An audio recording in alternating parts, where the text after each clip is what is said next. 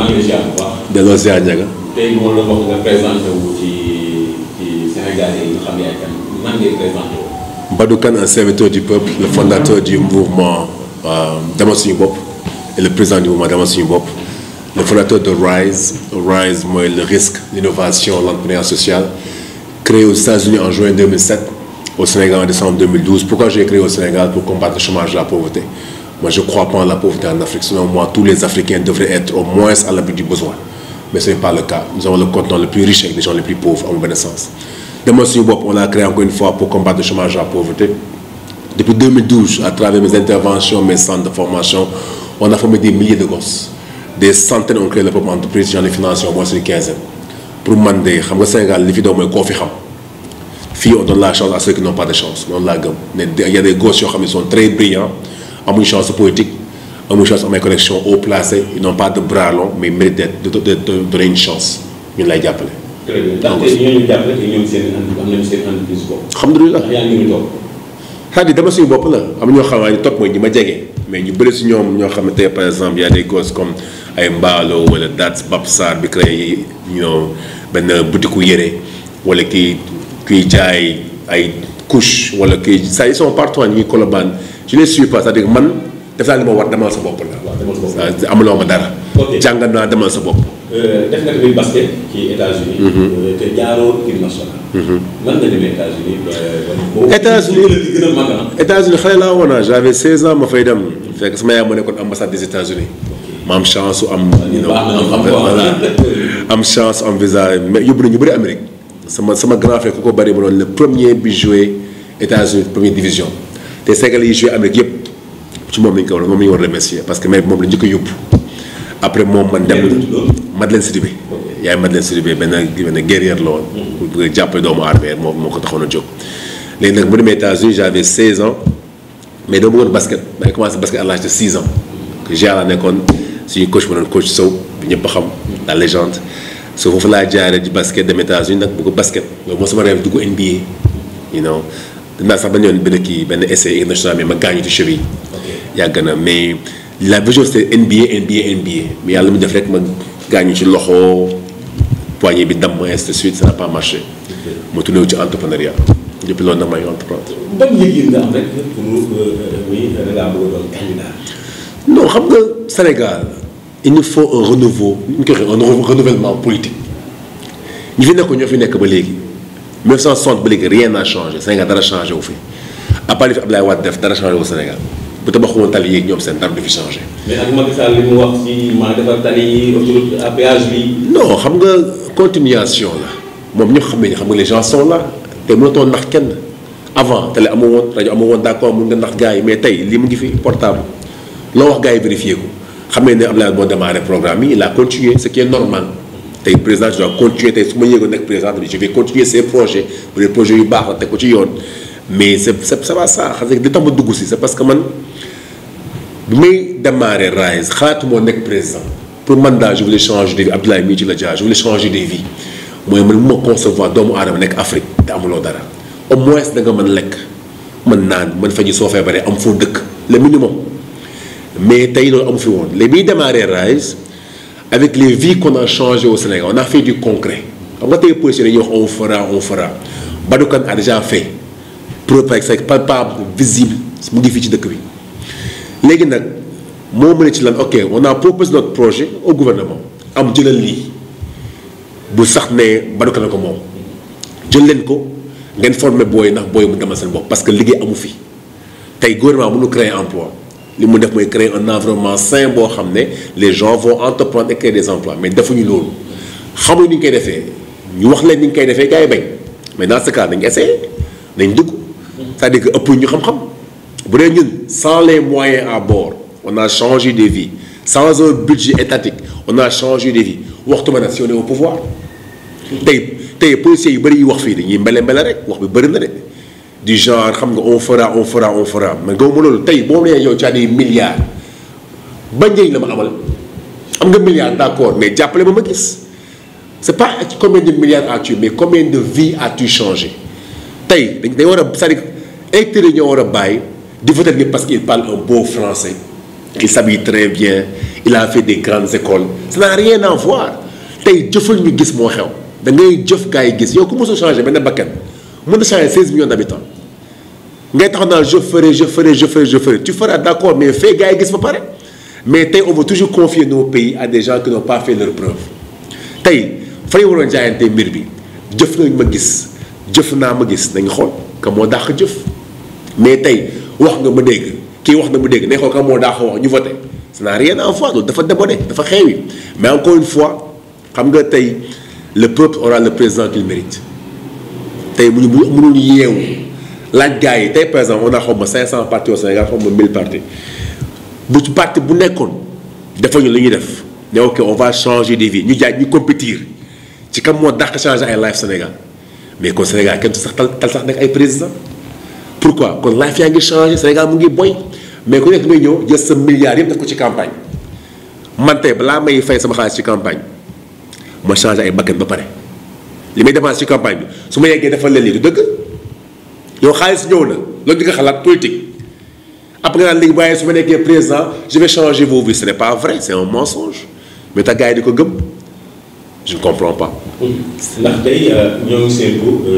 Badou Kane mu ànd ak benn coalition ci opposition. c'est possible suñu bokkee ay vision man néew ma ci ay naxee mbaay néew ma ci ay naxaate wala genre yooyu man daal bu leeree gars yi ne ma Badou tu es trop direct Sénégalais bu ñu lii garaawul man dëgg laa leen di wax li ma mën naa ko def lu mënul du ma ko def du ma wax loo xam ne du ma ko def li ma mën naa la ko wax ne lii naa ko def. léegi nag bu dee d'accord nga yi parce que ba da nga naan discipline bàyyi li ngay wax gars yi dañuy tiit may ne day tiit dëkk bi mënul développer wu sans discipline aucun pays dans ce monde ne peut se développer dans l'indiscipline c'est impossible il faut qu'on ait la discipline d'abord mooy lan créer un environnement sain bu dee tey man sama programme bi ma teg opposition bi ci lay ànd ñu ànd dem fekkee ne ànd ci nag mënuñu ànd du ma ko ànd def coalition koo xam ne bokkuñu vision. wax candidat présidentiel wax nga xam réew mi. waaw. ndax Badou moo ngi def tournée nationale. non man depuis 2010 bokk maa ngi ñibbi Sénégal en 2010 ma màggee Dakar bi Pàcc Lambaye maa fi jógee la à 500 depuis 2010 maa ngi wër biir Sénégal di may ay conférence di jàngale benn deuxièmement sama centre yi. bépp xeet Sénégal jaar na fi defe naa ma kenn mënu ma gën a xam Sénégal. ñu sant bi tudd. Rise. am ñu fi jaar bu métti ñu daw ñu fi jaar bu métti ñu daw pare apprécier yooyu doog di critiquer yépp a ngi fi mais ñi ma jàngal fii ñëpp jàngal naa séeréer joolaa bi ki jógee Casamance ki jógee Tambacounda ki jógee Kédougou ki jógee Fouta jàngal naa chrétien bi musulman bi lépp li fi jaar c'est-à-dire bu dee xam Sénégal kese xam naa sénégalais bu baax a baax pourquoi parce que je les ai formés. depuis 2012 ba léegi maa ngi di formé dugg naa ci dëkk yi def naa benn région defagul xaw ma mais dugg naa fépp di jàngale mais doon politique c'était quoi c'était pour venir éveiller les consciences changer leur mentalité leur apprendre comment créer des entreprises et le sens du partage. ok bu ñu waxee xam naa Sénégal tey nan nga xamee Sénégal ci ni ñuy dundee. metti na. ci nag.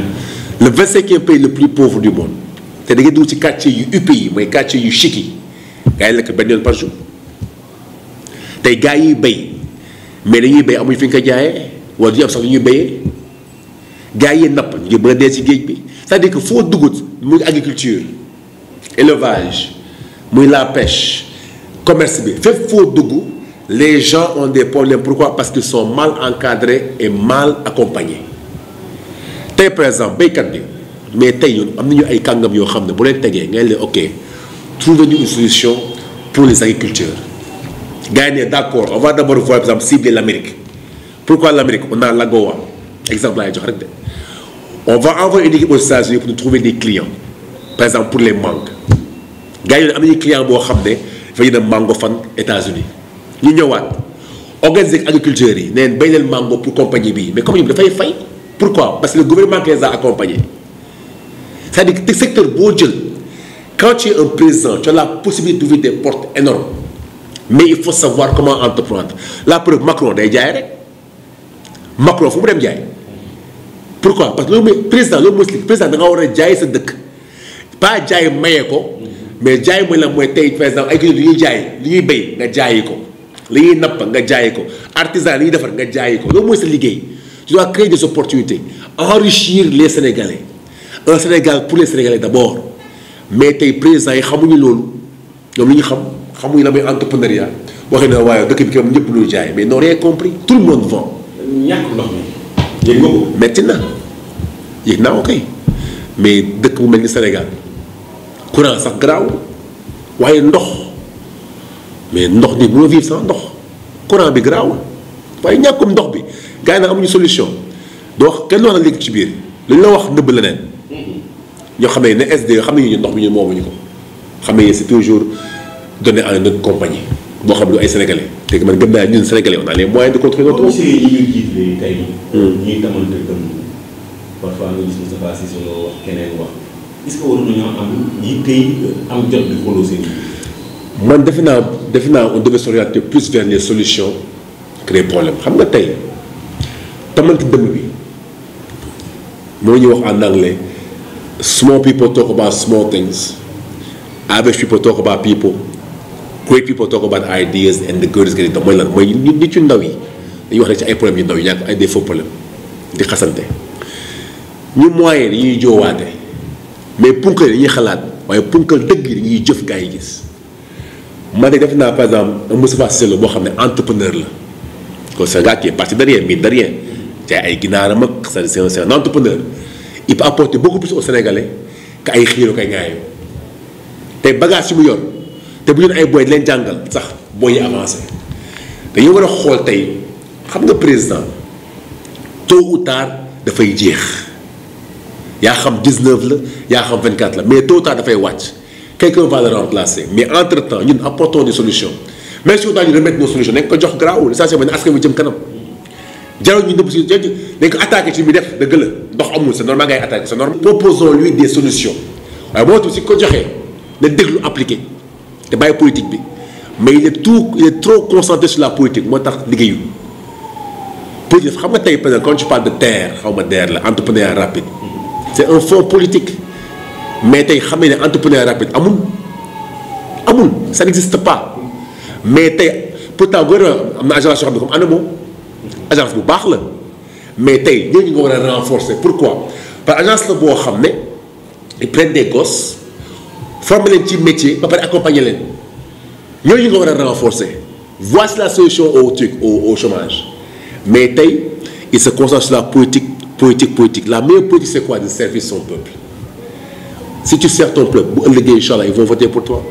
soo sax ngeen politique. tey loolu am loo xam ni da nga koy rectifier ci suñu opposition bi nekk Sénégal. waaw lan ngay wax benn naa ne nen manko nekk benn jël kenn je veux dire quoi d'abord il faut qu'il y ait une opposition fi mu nekk Sénégal amul opposition.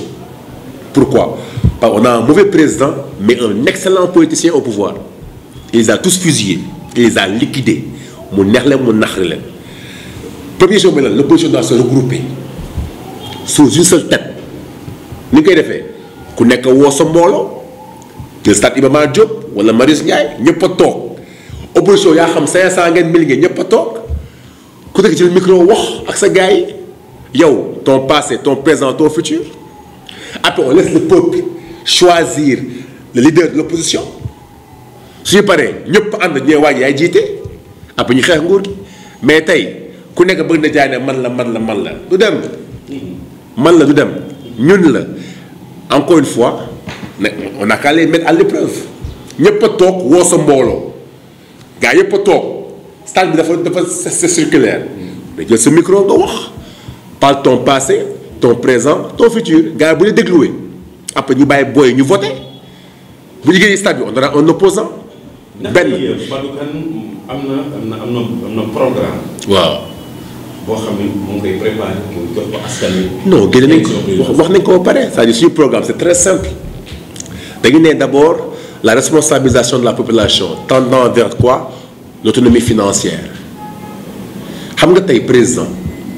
day dem day ñëw tey toujours tu vois quoi une population qui dépend d'un régime boobu doxul lu tax ñu demal suñu bopp ak ku mënti toog yow sa life warul changer war nga mën demal sa bopp moo tax on doit te responsabiliser te amul benn président bu mun toog bu nekkee président wër 16 millions d'habitants ku nekk mu ne la merci de m'avoir aidé mënul nekk ñaari effet nga mën am un effet direct et un effet indirect direct mooy ñi la jege liggéey ak yow indirect mooy ki la xamul mais nga liggéey loo xam ne amal na ko njëriñ comme tey dëkk bi am ndox léegi nag yow bu fekkee ne amuloo président bu la mun tegal loolu amoo président par président bu ñëw pour nga dépendre ci moom ba kay ba muy wàcc kooku du président le président doit t'apprendre à être indépendant demalal sa bopp bul ma xaar suba président mun na dee bu dee nooy def da ngay alko qu'est-ce qu'on doit faire on doit responsabiliser la population les mener vers l'autonomie financière mooy benn le véhicule l'entrepreneuriat tey booy tabax équipe nga am Ronaldo moom nga njëkk a sanc après tabax ñi ko wër nga am Messi moom nga njëkk a teg après ñi ko wër tey gouvernement bu bëgg a bâti Sénégal pour mu développé wu lan mooy suñu Ronaldo mooy lan mooy suñuy Messi mooy l'entrepreneuriat on doit renforcer l'entrepreneuriat parce que mooy jur lépp ça tourne autour de l'entrepreneuriat mooy suñu véhicule suñu programme benn mooy lan mooy l'éducation dès le bas âge tout le monde apprendra l'anglais on va renforcer la langue nationale d'accord les gars yi wax toujours mais loolu c'est donné mais pour s'ouvrir au monde il faut nga dégg anglais tubaab yaa ngi bàkkoo ne pour la première fois ils ont à l'Élysée un président qui parle anglais mais ñu ne jàng suñu booy anglais dès le bas âge mooy benn pour plus d'ouverture deuxièmement certificat day tëb BFEM day tëb bac day tëb pourquoi parce que c'est mis en place pour tarder ñu mënoo comprendre un gosse qui a 15 de moyenne très brillant toute l'année wala 14 de moyenne ñëw benn bac gars yi ne ko amatoo fi place tu as échoué amul sens mais c'est le français qui a mis ça en place encore une fois parce que dañu bëgg a tardeel tey c'est vrai que yàlla fi ñu may on est très brillant bac évalué wu intelligence kenn bac déterminé qui est intelligent qui ne l'est pas je suis pas d'accord dañ koy tëbal dès la classe de 6e ñëpp ay jàng entrepreneuriat 6e lycée pourquoi daf lay permettre nga am 2 options poursuivre carrière ou liggéey fenn wala créer ay emploi tey on doit ouvrir on doit maximiser le potentiel de nos jeunes chacun de nous a un trésor caché mais kenn mënu ko gis ndax lan on ne nous apprend pas comment réfléchir comment entreprendre Kenya tax mu raw ñu booy xale yu ndaw yi nga entreprendre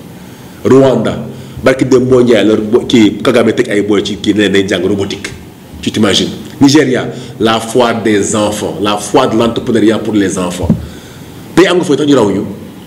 parce que tout simplement on n'entreprend pas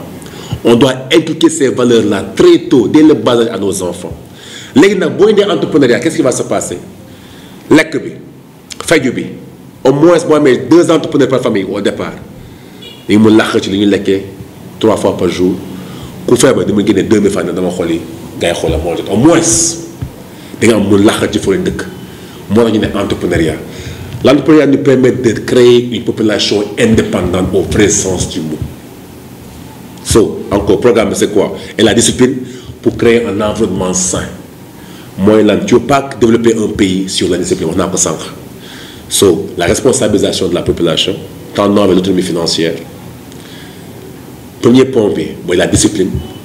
pour créer un environnement sain dans lequel les gens peuvent évoluer librement et développer notre pays. mooy dindi corruption bi ak ni ngay dindee amatoo ay saw ci mbedd lekk sànni ci mbedd bi wala di dóor ay marteau on doit créer un environnement sain nga xam ne tey le gars qui est dans la diaspora su bëggee ñibbisi mais il vient avec tout le bagage qu'il faut xam ne tey kenn du ko dóor marteau il pourra construire sa maison et pourra investir et il sera protégé. ok. beneen mooy éducation bi. waaw foofu dama koy def parce que gars yi nekk ci bind seen programme yi damay bañ ñu. waaw recopier. non c'est pas grave ci dëkk. voilà fi may tëjee rek moom mooy diaspora bi miin nga ko loolu ñu gis ñu bari ñoo ngi ciy faatu marché bi nga xam ne rek def nañ ko bëgg démb Modou yi ne rek ñun gisuñu seen bopp. waaw parce que yëguñu fenn fu opposition bi waxee jooytuñ ci Modou yi dee ci àll bi. xam nga diaspora ma ne histoire bu ndaw Angola Dos Santos mu nekkee président bi portugais dañuy xëy bés jël ñaari angolais yu wandoor ak permis yu expiré tëggeen ci kaso bi président angolais bi yëg ko mu jël ñaari Boeing frété ko portugais bu mu gis buub ba mu fees mu rapatrier portugais xëy ci suba si saawaay di baalu àq di ko saraxu xool na am nga këyit wala amuloo këyit c'est que ñun suñu diaspora benn pour ñu gars yi def leen àq il faut ñu am président yu am fulla te fulla alal may la ko gëm yàlla moo la koy may gëm yàlla am sa imaam bu dëgër këcc am suuf jaay jaamee nga ni gars yi amoon fiti ñu rey Gambien yi bu Gambie dugal ci bato yegg si nga ne Gambien nga naan dugal lu mu wax ku génn dugaat booy na rayee ma rey mais président moo war a am fulla ci boppam d'abord parce que tey moom mooy pàpp xale yi yëpp mooy benn. deuxièmement mooy lan mooy diaspora bi ñoo xam ne dañuy indi Sénégal tey Sénégalais boo gis ne bitim réew il veut rentrer à son pays fii la bëgg ñibbi Sénégal bi la bëgg dëkk si mais ils sont pas protégés tey notre gouvernement doit les protéger à l'extérieur bitim réew kenn moomu ko immigrant illégal Amérique ay immigrants ñoo ko tabax France ay immigrants ñoo ko tabax bu du woon ñun tey bu doon africain yi ngay coupe du monde bi so pourquoi est-ce que ñun africains yi bu ñu naan ils sont illégaux mais boo ñëwee fii par exemple ni ñu koy woowee fii ressortissant da ngay woowee gars yi ñu nekk fii boo jógee France ñoo fii c'est pas tu es pas immigrant. non boo jógee France ñoo Sénégal on t'appelle un quoi y a un nom là les ressortissants français wala genre yooyu mais doo immigré. Il y a un autre mot, tu es ressortissant genre, il y a un mot spécial pour nous, mais nous sommes immigrés. Non, si le président moo am ful la dem gunge suñu diaspora bi bitim réew imposé wu bu ngeen si dëkk daxale ñu ñëw suñu dëkk garaaw on va les gérer mais tu am ful la fay mooy benn. Deuxièmement mooy lan mooy tey diaspora bi on doit les protéger et protéger leur investissement au Sénégal tey war am seen police bopp juste pour la diaspora koo ci fëgg parce qu'on a besoin de ces gens là koo ci fëgg wala dóor marteau ñëf la ci kaso bi et on récupère l'argent. Ce que les gens font, ça mais pas assez mais on doit les protéger parce que tey diaspora bi mooy dundal lu bëri si ñoom ñu dundal seen famille yi fii benn waaye ju dee Amérique wala dee France wala dee feneen famille dee na fii te tey boo xoolee conséquences yi répercussions lay conséquences yi c'est énorme moo tax tey encore une fois ci kaw lay commencé président bu am fulla ne saa waay bu leen laal samay citoyen boo dundal seen dëkk dàqalee waaye bu leen rey. Deuxièmement accompagner leen foofu accompagner leen fii au Sénégal mooy lan créer des environnements yoo xam ne ces gens peuvent rentrer au Sénégal Sénégal yaatu na on a les moyens c'est qu'on ne priorise pas ni ko reprioriser. président Badou maa ngi lay jaay bu baax a baax. day jaay bu baax njëkk maa ngi tàggu sama mbokku sénégalais yi dina wax leen lenn les temps ont changé ba élire sa président ku munti doon na nga ko basé ci ay jëf yi mu jëf nga gis mooy benn. Deuxièmement bul xaar benn gouvernement du Badou Kane du Macky Sall du keneen demalal sa bopp parce que boo xaaree ñii di nga toog di xaar yàgg doo am dara pour te dire quoi demalal sa bopp ñefeel sa bopp mooy leen ci entrepreneuriat boo ko xamulee ñëw ñu jàngal la ko tey lépp loo gis ci àdduna bu yàlla di wàccee dafa wàccee agriculture élevage la pêche la chasse et le commerce 5 métiers yi moo njëkk a wàcc dégguloo directeur administratif dégguloo employeur nga dégg mooy entrepreneur kon nag yow apprends à entreprendre ndax nga mën demal sa bopp entreprendre n'est pas un choix mais une obligation parce que fii koo fi xam moo fi daw boo xamul ne kenn doo tekki kon nag apprends à entreprendre demal sa bopp comme ça tu ne dépendras pas d'un gouvernement tu seras pas dépendant et tu seras pas un esclave de qui que ce soit.